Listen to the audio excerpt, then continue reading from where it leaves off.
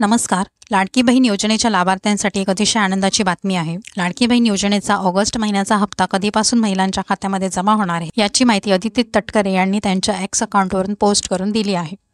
तर त्या काय म्हणाल्यात ते आपण पाहूया. मुख्यमंत्री माझी लाडकी बहीण योजनेच्या सर्व पात्र लाभार्थ्यांना ऑगस्ट महिन्याचा सन्मान निधी वितरित करण्याच्या प्रक्रियेस आजपासून सुरुवात होत आहे. म्हणजेच आज दिनांक 11 सप्टेंबर पासून महिलांच्या खात्यामध्ये लाडकी बहीण योजनेचा 14वा हप्ता जो आहे तो जमा होण्यास सुरुवात होणार आहे. आणि तुम्ही इथे पाहू शकता, इथे त्यांनी क्लिअरली म्हटलंय की ऑगस्ट महिन्याचा हप्ता जो आहे तो आजपासून मिळणार आहे. म्हणजे फक्त ऑगस्ट महिन्याचे 1500 रुपयेच महिलांच्या खात्यामध्ये जमा होणार आहेत.